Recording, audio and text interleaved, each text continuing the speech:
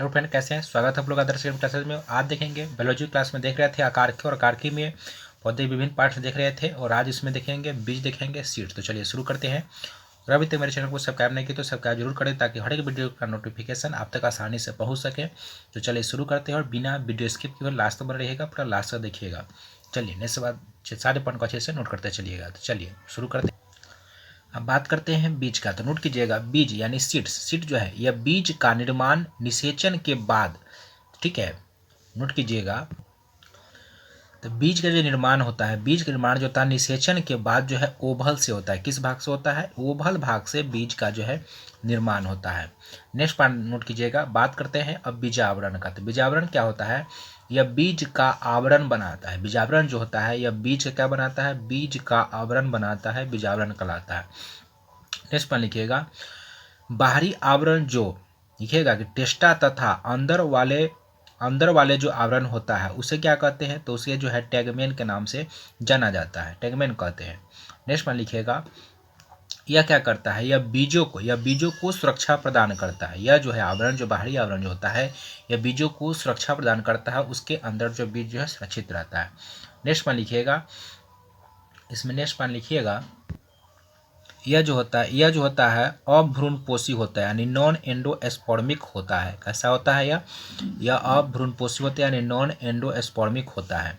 हम next point की बात करते हैं, भ्रूण की बात करते हैं। तो भ्रूण नोट कीजिएगा, यह भ्रूण जो होता है यह बीज के अंदर अविकसित पौधा होता है। यानी भ्रूण जो होता है बीज के अंदर एक जो है अविकसित पौधा होता है, जिसमें इसमें लिखिएगा कि इसमें मूलांकुर एवं प्रांकुर नामक रचनाएं पाई जाती है। और भ्रूण में मूलांकुर और प्रांकुर नामक जो है रचनाएं पाई जाती है।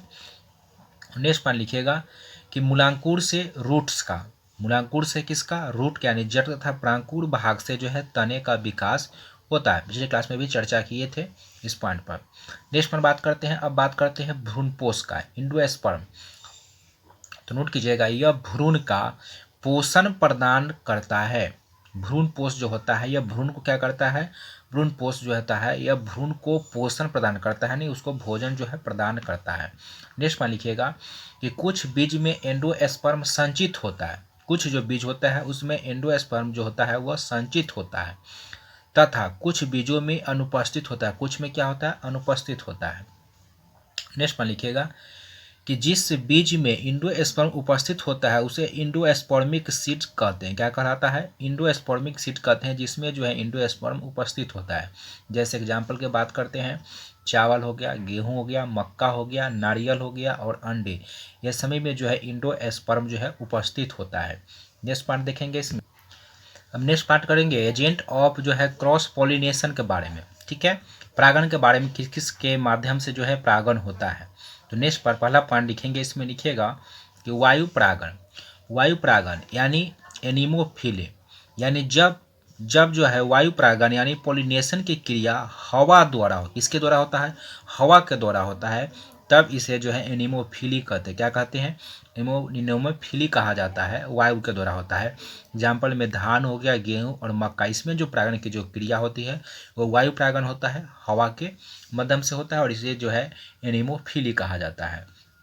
नेक्स्ट पॉइंट देखेंगे इसमें जल परागण में नोट कीजिएगा, इसे जो है हाइड्रोफिली के नाम से जाना जाता है। और जब परागण की क्रिया जल द्वारा होता है तो इसे जल परागण कहते हैं। क्या कहते हैं? जल परागण कहते हैं, यानी हाइड्रोफिली कहते हैं। इसमें जो है एग्जाम्पल में इसका नोट, इसका एग्जाम्पल क्या हो जाएगा? हाइड्रेलिया हो जाएगा और ब्लिशनेरिया, यह जो है दोनों एग्जाम्पल होगा। नेक्स्ट पॉइंट देखेंगे इसमें जंतु परागण, यानी जूफिली कहते हैं, ठीक है। जूफिली के अंतर्गत जब परागण की क्रिया जंतु के द्वारा होता है तो उसे जंतु परागण कहते हैं, यानी जंतु के द्वारा होगा उसे जंतु परागण कहते हैं। और यह निम्न प्रकार के होते हैं, और यह जो परागण जो होता है जंतुओं के द्वारा होते हैं, निम्न प्रकार के होते हैं, जिसमें नोट कीजिएगा। पहला पॉइंट देखेंगे कीट परागण। पहला देखेंगे निम्न प्रकार के होते हैं, पहला देखेंगे इसमें कीट परागण देखेंगे, यानी एंटीमोफिली। कई बार एग्जाम में पूछता है, यहाँ से सवाल काफ़ी टपकते हैं, इसलिए सारे पॉइंट को जो है ध्यान रखिएगा, इन सभी पॉइंट को। कीट परागण यानी इंटिमोफिली, जब परागण की क्रिया कीटों के द्वारा होता है तो उसे क्या कहते हैं? इंटिमोफिली कहा जाता है। एग्जाम में डायरेक्ट पूछा जाता है, कीटों द्वारा हुए परागण या कीट द्वारा परागण होता है उसे क्या कहते हैं, तो एंटीमोफिली कहा जाता है।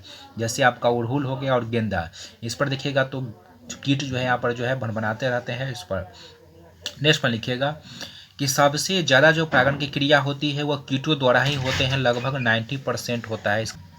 तो सर्वाधिक जो परागण क्रिया होती है वो कीट द्वारा होता है, कितना परसेंट होता है, 90% जो है कीट द्वारा होता है। और सबसे ज़्यादा परागण जो होता है, सबसे ज़्यादा परागण जो किस कीट के द्वारा होता है, तो नोट कीजिएगा सबसे ज़्यादा जो परागण होता है वह मधुमक्खी के द्वारा होता है। किसके द्वारा होता है, मधुमक्खी। तो सर्वाधिक परागण जो है कीटों के द्वारा, कीटों में सबसे अधिक किसके द्वारा होता है, मधुमक्खी के द्वारा होता है। नेक्स्ट में लिखिएगा पक्षी परागण यानी ऑर्निथोफिली। पक्षी परागण ऑर्निथोफिली, तो जब परागण की क्रिया पक्षी के द्वारा होता है, किसके द्वारा होता है, पक्षी के द्वारा होता है, तो उसे ऑर्निथोफिली कहा जाता है। क्या कहा जाएगा, ऑर्निथोफिली कहेंगे। नेक्स्ट में लिखिएगा चमगादड़ द्वारा यानी चिरिप्टोफिली। चमगादड़ जो परागण होता है उसे चिरिप्टोफिली कहा जाता है। जब परागण की क्रिया जो है किसके द्वारा होता है, चमगादड़ के द्वारा होता है, तो उसे जो चिरिप्टोफिली कहलाता है। और नेक्स्ट जो प्रकार है वो लिखिएगा मोलस्का परागण। तो जब परागण की क्रिया मोलस्का के द्वारा होता है तब इसे जो है मेलाकॉर्फोली जो है कहा जाता है। क्या कहा जाता है, मेलाकॉर्फेली जो है कहा जाता है। जब मोलस्का के द्वारा परागण होता है, जब परागण की क्रिया मोलस्का के द्वारा होता है तो इसे जो है मोलस्का परागण कहते हैं। चलिए नेक्स्ट पर इसमें नोट कीजिए। अब नेक्स्ट पर देखेंगे बीजों का अंकुरण। बीजों का अंकुरण क्या होता है, तो नोट कीजिएगा बीजों के अंकुरण के बारे में कि बीजों को सुषुप्ता अवस्था से सक्रिय अवस्था में आने को की क्रिया को जो होती है उसी को हम क्या कहते हैं, इसी को क्या कहते हैं, अंकुरण कहते हैं। यानी बीज जो है वो सुषुप्ता अवस्था से सक्रिय अवस्था में जब आता है तो उसे क्या कहते हैं, अंकुरण कहा जाता है। नेक्स्ट पर नोट कीजिएगा कि बीजों के अंकुरण के लिए आवश्यक जल की आवश्यकता होती है, ऑक्सीजन की आवश्यकता होती है और ताप की आवश्यकता होता है। पूछता है एग्जाम में पूछ चुका है कि बीज को अंकुरण के लिए निम्नलिखित में से क्या आवश्यक नहीं है, ताप हो जाएगा, ऑक्सीजन हो जाएगा, जल हो जाएगा और एक तीसरा ऑप्शन दे दिया जाएगा। तो ध्यान रखिएगा जल, ऑक्सीजन और ताप जो है तीन चीज़ जो है महत्वपूर्ण आवश्यक होता है। नेक्स्ट में लिखिएगा कि बीजों का अंकुरण जो है 3 प्रकार से होता है। कितने प्रकार से होता है, 3 प्रकार से होता है। पहला आधो भूमिक अंकुरण। इसमें क्या होता है कि वैसा अंकुरण जिसमें बीज पत्र जमीन के नीचे रह जाता है। यानी जब बीज का अंकुरण हो जाएगा तो बीज जो हो जाएगा जमीन के कहाँ रह जाएगा, बीज जो है जमीन के नीचे रह जाएगा और पौधा जो है वह ऊपर की ओर खिल जाएगा, यानी पौधा बाहर निकल जाएगा। तो इस तरीके का जो अंकुरण होता है उसे अधोभूमिक अंकुरण कहते हैं। इसके अंतर्गत जो एग्जाम्पल इसका आ जाएगा मक्का। मक्का का पौधा हो गया, गेहूँ हो गया, चना, आम हो गया। इस सब का जब पौधा निकलता है, जब गेहूँ बाग करते हैं, चना, यह जो है अंकुरन हो जाएगा और ज़मीन के अंदर यह अंकुरन होगा और यह बीज जो नीचे रह जाता है और इससे पौधा जो है बाहर निकल जाता है। तो इस तरीके का जो अंकुरन होता है वो अधोभूमिक अंकुरन जो है कहलाता है। इस एग्जाम्पल हो गया मक्का हो गया, गेहूँ, चना और आम हो गया। नेक्स्ट पॉइंट लिखिएगा इसमें आप देखेंगे अपरी भूमिक अंकुरण। तो ऊपरी जो भूमिक अंकुरण होता है यह किस तरीके का होता है, तो नोट कीजिएगा कि वैसा अंकुरण जिसमें बीजपत्र जमीन के ऊपर आ जाता है इसे जो है ऊपरी भूमिक अंकुरण कहते हैं। मतलब कि ऊपरी भूमिक अंकुरण में क्या होता है, बीज जो है ऊपर हो जाएगा। यानी पौधा देखिएगा जब सेम का, करेला का या कद्दू का जो पौधा को जब इसका खेती कर लेकर रोपते हैं तो बीज क्या होता है, धरती के नीचे ही जब अंकुरण होगा तो बीज जो है इस तरीके से ऊपर आ जाता है, इस तरीके से जो है कलियाँ निकलता है, जिसका बीज जो है जमीन के जो है कहाँ जाता है, ऊपर आ जाता है। तो इस तरीके का जो अंकुरण होता है वो उसे क्या कहते हैं, इसे जो है ऊपरी भूमिक अंकुरण कहते हैं। तो इसका एग्जाम्पल हो गया अंडी हो गया, कद्दू हो जाएगा, करेला हो जाएगा और सेम हो जाएगा। इसमें बीज कहाँ चला जाएगा, जमीन के ऊपर चला जाता है। चलिए नेक्स्ट देखेंगे, उसका देखेंगे बीपी पेरी अंकुरण। इसमें क्या होता है, इसे स्पेशल टाइप का अंकुरण कहते हैं। इसमें लिखेगा कि इसमें बीज फल के अंदर ही अंकुरित हो जाता है। इसमें जो बीज जो होता है वह फल के अंदर ही अंकुरित हो जाता है और जब बीज फटता है तो बीज जो क्या होता है, स्वतंत्र हो जाता है, जिससे नए पौधे का क्या होता है, निर्माण होता है। इसमें मान लीजिए कि बीज है तो इसके अंदर जो है, इसके अंदर ही बीज अंकुरित हो जाएगा और यह फटेगा तो यह जो है फटेगा और यहाँ से जो है अंकुरित हो जाएगा और यह पौधा जो है विकसित हो जाएगा, स्वतंत्र हो जाता है। तो इस जो है इस तरीके का होता है, विपोरी अंकुरण में होता है। यह स्पेशल टाइप का अंकुरण होता है जिसका इसका एग्जाम्पल उठ लीजिए। एग्जाम्पल पूछता है इसका इसका एग्जाम्पल जो जाएगा राइजोफोरा हो जाएगा और क्या हो जाएगा, नारियल हो जाएगा। हम नेक्स्ट बात करते हैं परागण। परागण की बात करते हैं। तो पराग कोश से पराग कण को वर्तिकाग्र तक पहुंचने की जो क्रिया होती है इसे क्या कहते हैं, इसे परागण कहा जाता है, इसे पोलिनेशन जो है कहा जाता है। नेक्स्ट में लिखिएगा परागण दो प्रकार के होते हैं। परागण जो क्रिया होती है दो प्रकार के होते हैं, एक होता है स्वपरागण होता है और एक होता है परपरागण। स्वपरागण में क्या होता है कि जब पराग कोश से पराग कण उसी फूल के वर्तिकाग्र तक पहुंचता है तब ऐसी क्रिया को जो है क्या कहते हैं, तब जो है ऐसी क्रिया जो है स्वपरागण कहलाता है। यानी जब पराग कोश के परागण उसी फूल के वर्तिकाग्र तक ही पहुंचता है उसी फूल में, तब जो है ऐसा क्रिया जो कहलाता है स्वपरागण कहलाता है। क्या कहलाता है, स्वपरागण कहलाता है। जैसे कॉमिलेना यह जिससे एग्जाम्पल हो जाएगा।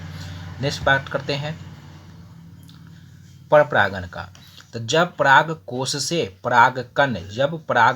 से परागकण उसी पौधे के दूसरे फूल या उसी जाति के दूसरे पौधे के पुष्प के वर्तिकाग्र तक पहुंचता है तब इसे जो है परपरागण कहलाता है। जैसे एग्जाम्पल में आपका कद्दू हो जाएगा, परपरागण का उदाहरण हो जाएगा करेला हो जाएगा, पपीता और तार का पौधा है, ये जो सभी है यह जो है परपरागण का जो है एग्जाम्पल है। नेक्स्ट पॉइंट देखेंगे। अब देखेंगे स्वपरागण से लाभ। तो स्वपरागण से लाभ क्या देखेंगे, तो इसमें लिखिएगा कि पॉलिन ग्रेन्स की बर्बादी जो है बहुत कम होती है। उसके बाद पौधे को एजेंट पर निर्भर नहीं रहना पड़ता है, यह इसका जो है स्वपरागण का जो है मुख्य जो है लाभ है। अब स्वपरागण से हानि क्या होता है, तो लिखिएगा स्वपरागण से हानि क्या है, तो इसमें उन्नत किस्म के बीज जो है तैयार नहीं होते हैं। यानी स्वपरागण की जब क्रिया होती है स्वपरागण तो बीज जो हो जाएंगे इसमें जो है उन्नत किस्म का बीज जो है उन्नत किस्म का बीज तैयार नहीं होता है। नेक्स्ट में लिखिएगा परपरागण के लाभ। तो परपरागण से लाभ यह होता है जिसमें उन्नत किस्म के जो बीज होते हैं वह बीज जो होते हैं वह काफ़ी उन्नत किस्म का होगा, उन्नत किस्म का काफ़ी अच्छा बीज जो है उत्पन्न होता है परपरागण में। किसमें, परपरागण से। तो यह जो महत्वपूर्ण लाभ है। तो यह था आज का महत्वपूर्ण क्लास। लगभग जो है सारे पॉइंट खत्म हो गया। कल जो है मोर्फोलॉजी यानी इस आकार की देख रहे थे यहाँ पर, तो आपका जो है आकार की जो है आज समाप्त होता है या समाप्त हो जाता है। कल जो है विभिन्न एग्जाम में ऑल एग्जाम में जो पूछा गया था, ऑल एग्जाम में जो सवाल पूछा गया है विभिन्न प्रतियोगिता में, वह सारे क्वेश्चन कल देखेंगे। तो VBI होगा काफ़ी वो एग्जाम, और आने वाले एग्जाम में भी आपका यहाँ से सवाल 100% टपकेगा। तो कल क्लास देखना नहीं भूले। अगर वीडियो पसंद हो तो लाइक और शेयर जरूर करें। मिलते हैं फिर नेक्स्ट क्लास में। धन्यवाद।